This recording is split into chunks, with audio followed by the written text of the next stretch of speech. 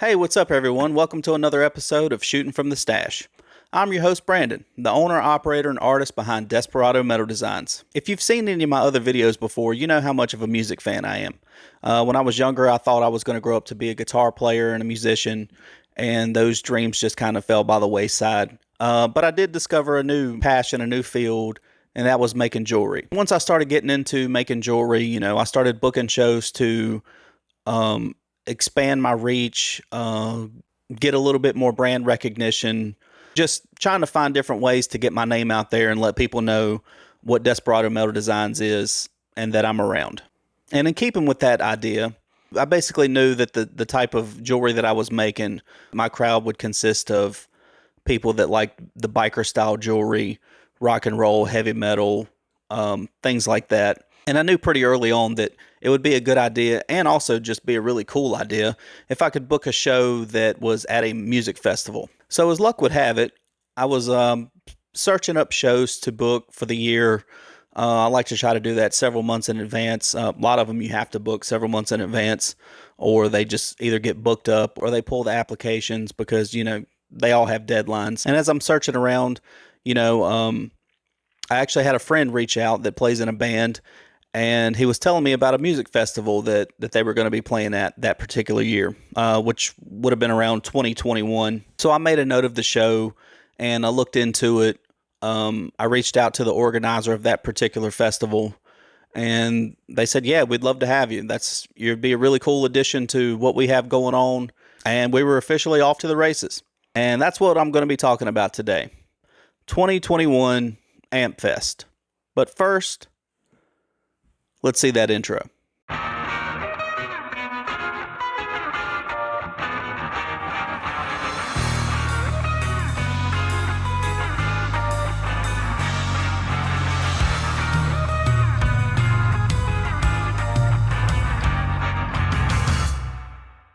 So let's get into it. The year's 2021. I have officially booked this music festival. I had some friends that were playing at this particular festival, and I knew some other people that were going to be there and going to be showing up and passing through.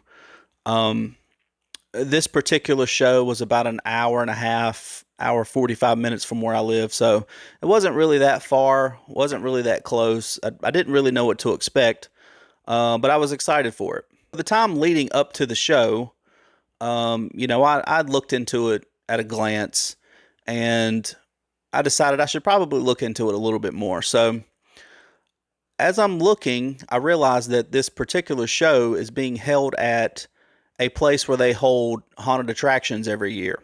Helheim, I believe, is the name of it. And the organizer of this particular festival, his name is Adam Seelbach. He is the vocalist for a band, Inferior Design. Shout out to Adam and Inferior Design. Pretty cool band. Give them a listen if you get a chance. But like I said, it was held at a haunted attraction. And when I looked up the pictures for the show, I definitely seen, the haunted attraction, people dressed up for Halloween season. And in the off season, I'd seen where they had done some other shows before. And the pictures of the shows, the bands were in a covered building. So as I'm getting everything ready, because I'd seen that it was, kind of in a covered building from the pictures, I had made the very stupid decision to not pack my tent for this particular show. And I was thinking, it's going to be an indoor event. This is pretty cool. I don't have to pack my tent. It's heavy. It's, takes up a lot of space. It's hard to lug around. And I get to skip that this time. So that's pretty awesome. So I thought. I'm driving along. I'm in an area that I've never been to before. I'm following GPS, of course, and it's several turns in kind of a congested area right where the event's being held.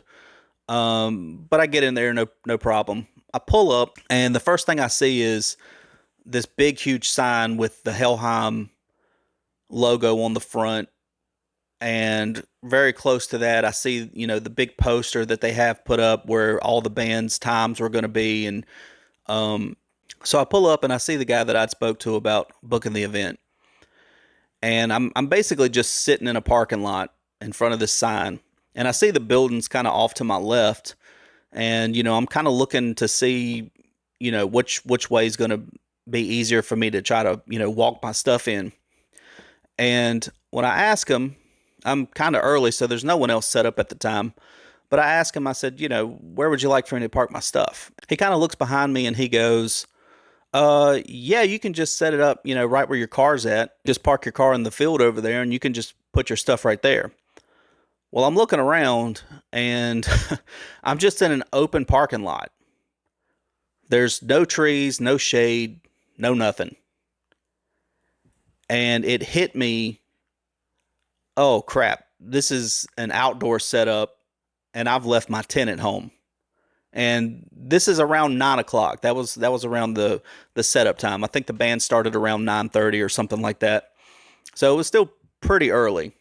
And the sun was shining. And I'm thinking, oh crap, this sucks.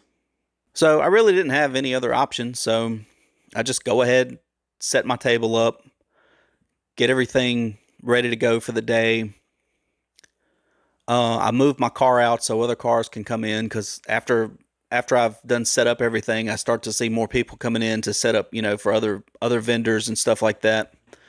The band's coming in to set up their merch tables. So as I'm sitting there, I'm just kind of thinking, well, I guess this is just another part of paying dues. Hopefully I'll get a little bit of cloud coverage. Maybe I can find a tree to sneak off and stand under while no one's coming around. I was just trying to think of anything to just stop from getting burned at my first show of the year and my first festival show ever. So more vendors start packing in and everyone's kind of setting up around me. Everyone has tents, of course, except for me.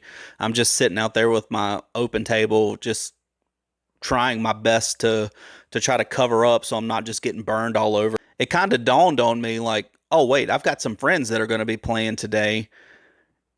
It's 9:30, 10 o'clock now. They're not going to be playing until around 4. Maybe I can see if they can swing by and grab my tent. So I shoot them a message. They, of course, say, yeah, it's no problem, but we're running a little behind, so we won't be able to get it to you until close to around 4. So that means I'm going to be sitting out there for 6 or 7 hours just getting roasted for the day.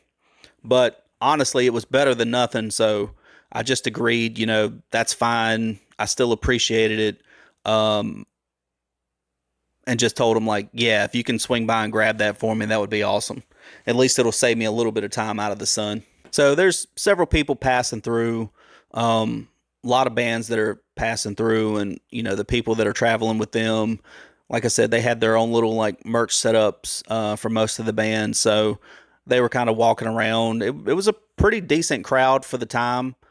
It's a really nice day, really sunny, definitely on the warmer side.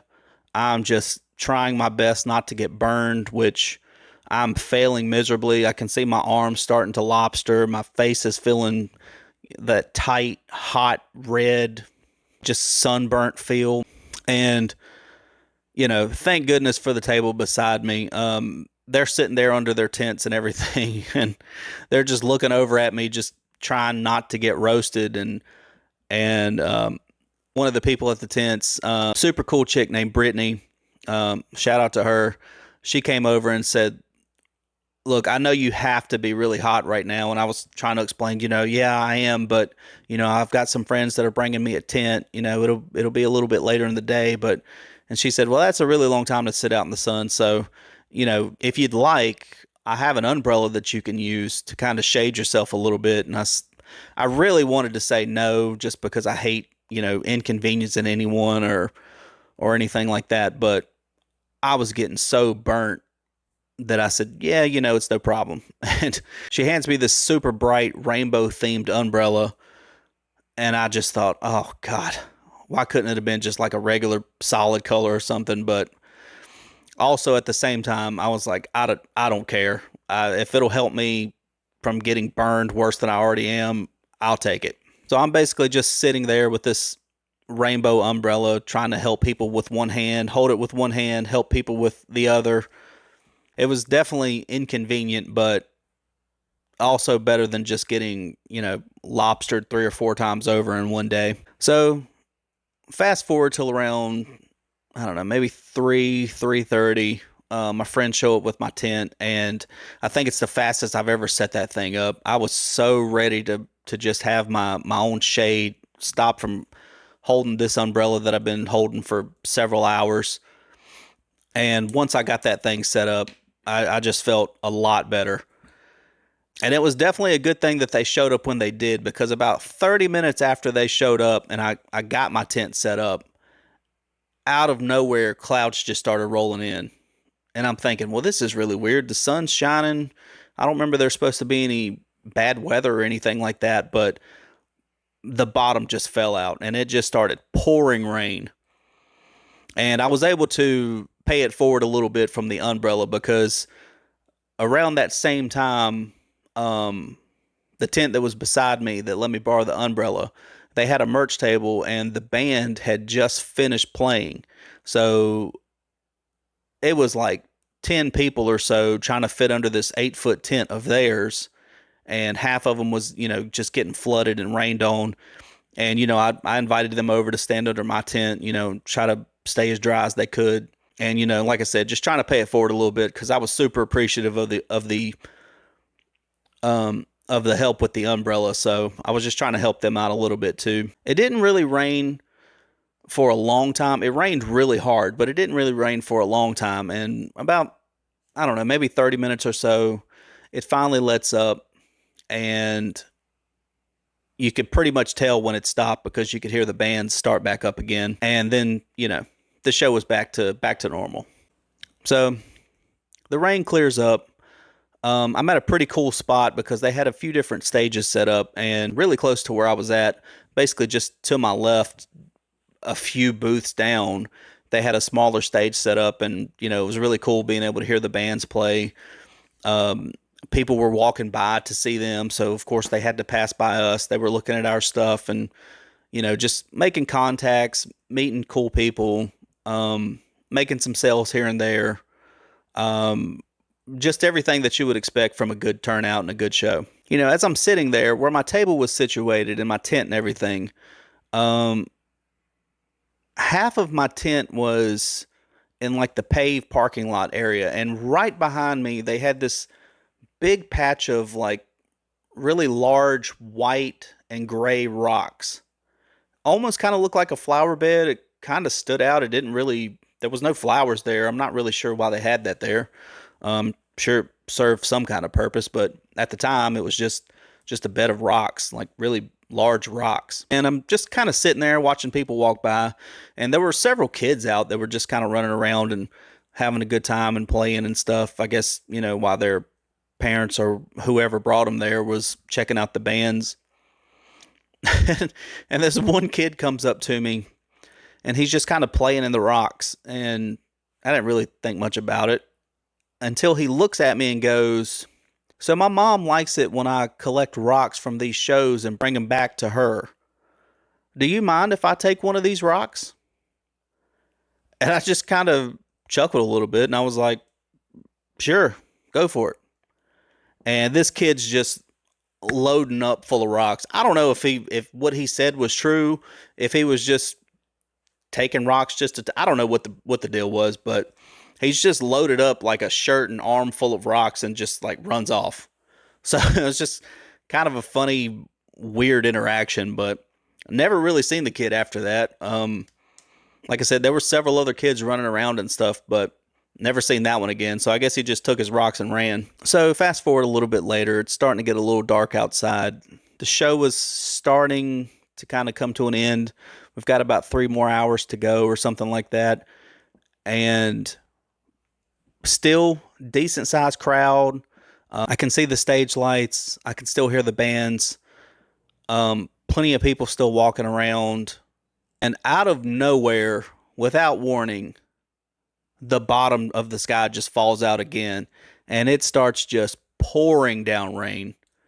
And I mean, it is raining hard. Like, it's flooding in the little area that I'm at. The music stops, of course.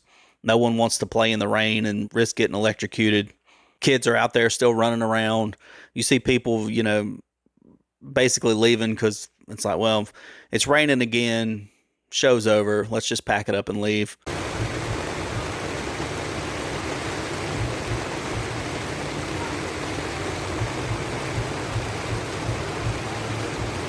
There were some diehards that hung around, but I basically just started, I waited a little while and then just started packing up my stuff because I thought, yeah, this is going to be the end of this too. I don't see too many people standing out here in this pouring rain, and then it started lightning and thundering a little bit too, so that definitely scared people off.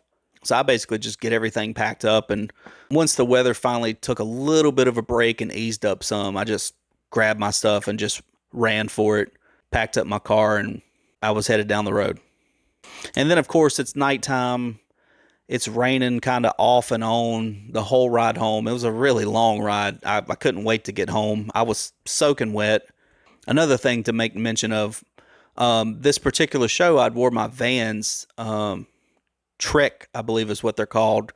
They're basically just all rubber, almost like a water shoe, shaped like a Vans slip-on, but instead of the checkerboard design, every so many checks, it's kind of open. And I remember I wore it because I knew I was going to be outside and I didn't know if I was going to have to go through a field or anything. Thank God I wore those things because I'm running through the field to pack up my stuff and I'm just trudging through mud and just nasty wet grass. So, of course, the next day I was just able to rinse them out. But because I'd been sitting outside so long during the day, it had burned check marks into the top of my feet. And I really wish I had taken a picture of it because it almost looked like a meme or something. Like, you see people with the croc circles burnt into their foot. Well, I had the check marks burnt into my foot from wearing those Vans that day. But at the same time, it saved me from, messing up a pair of canvas shoes or something like that from having to run through that field later that evening. So for my first music festival, it was definitely an experience. I made some pretty good sales. I met some, really cool bands, really cool people from the bands. I definitely learned a very valuable lesson. Whether or not I think an event's going to be held indoor or outdoor, I will not go to another event without at least bringing my tent with me just in case. Because that sunburn was terrible. My face was burnt for almost a week. The tops of my arms, the tops of my knees, my shins, basically everywhere the sun hit, I was just lobstered. So that was definitely a learning experience. It was a really fun show. I did it. That was my first year. I did it another year after that. And I want to say maybe it was the third year was the last one that they had it. I think the people that owned the building that they were renting from had decided to sell so that they could put something else there. And they had to, kind of officially close. I really wish I could have made it to that final show just to be at the last one, but I'd kind of already had some stuff booked and I just wasn't able to make that one. So kind of sucks I didn't get to go to the last one, but I definitely had some good times at the other ones that I went to, and I'm really thankful that they gave me the opportunity. I'm also thankful for the friends that were looking out for me and helped me book that show. Again, shout out to Adam with Inferior Design and my boys from the Lowdown Dirty for hooking me up and giving me the heads up on that show. And to the kid that jacked all those rocks from that little rock bed. I hope your mom enjoyed those or whatever you did with those. And of course, to close out, if you've made it this far, I just want to say again, and I'll continue to say, thanks for sticking in there. Really appreciate you checking out the video. Hopefully you've gotten a little bit of entertainment out of it. If you do any kind of shows or you're a vendor of any type, hopefully you'll remember always bring a backup tent, if nothing else, or an umbrella, because it does come in handy. And if you like this video and you like this content, definitely give me a like, subscribe. Please feel free to comment. Tell me what you think. I definitely like to continue to grow this channel, and I want to make some more videos, and I want to make stuff that you guys would like. So feel free. Let me know. Let me know what you want to hear about, what you'd like for me to discuss. And if nothing else, I hope you at least get some entertainment out of this. So again, thank you. I'm Brandon. This is Shootin' from the Stache. Cheers.